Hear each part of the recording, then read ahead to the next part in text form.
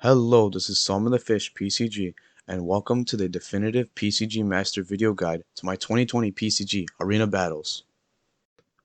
Before I get into this, I want to give a spoiler warning. This video is a complete guide, and as such, will spoil the entire game. I do not recommend watching if you are planning to play Arena Battles.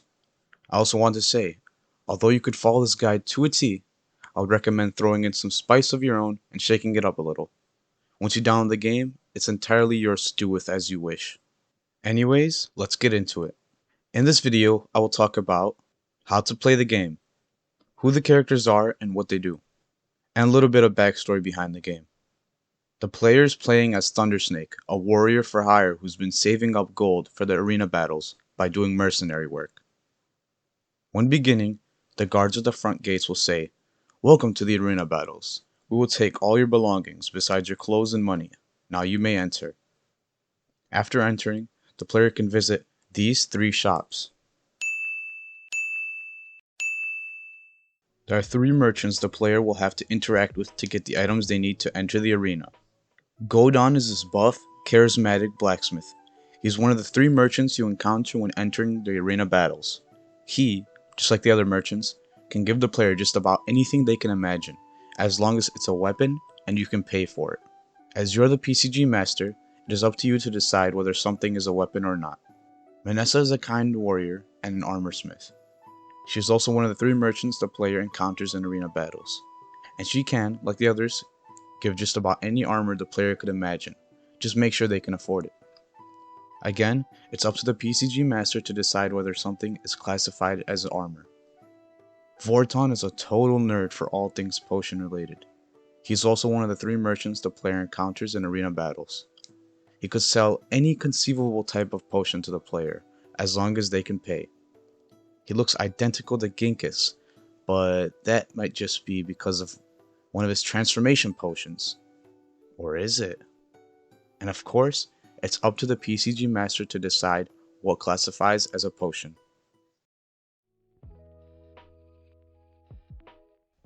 The three merchants will happily explain what they sell and how they can give the player any item in existence, as long as the player can imagine it.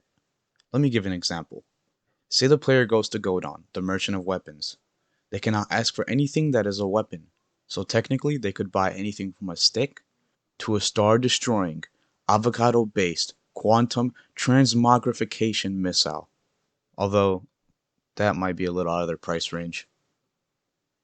Basically, if the player can imagine it, the merchant can sell it.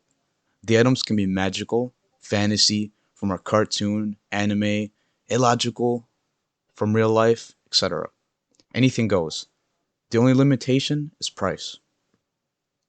The Game Master, which is you, can decide how much gold the item costs, but generally more powerful weapons, armor, and potions will cost more gold to keep the player from being too OP, while more simple and less powerful items would cost less gold.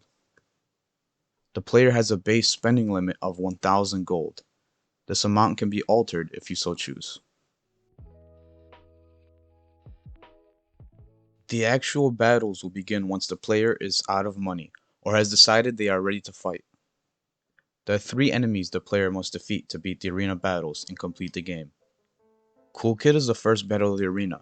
He's a skater who's very good at dodging and evading attacks. He uses the speed of his skateboard as well as his very slim body to dodge. He's weak to all types of magic and physical attacks, if the player can manage to hit him, that is. His attacks are mainly punching the player as he speeds past. Cool Kid thinks he's super cool. He loves the latest trends and he has a big ego. He also talks a lot. Scarface is the second battle of the arena. He's a massive behemoth of a warrior who's very strong. He's resilient and has thick skin, but he's slow. He uses a large hammer as a weapon, but he can also use gravity altering magic when needed. He doesn't talk much, and he gets stronger, but also dumber when he's aggravated.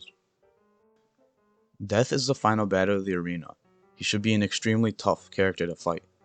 He uses a scythe for physical attacks, and can teleport at will. His only weaknesses are blunt force attacks that can break his body, which is made entirely of bones.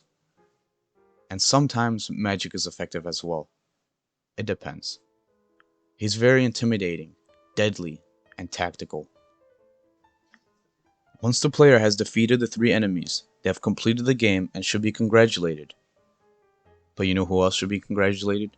You, for staying and watching this whole video. If you want to download this PCG, the link is in the description below. Thanks for stopping by, everyone. See ya!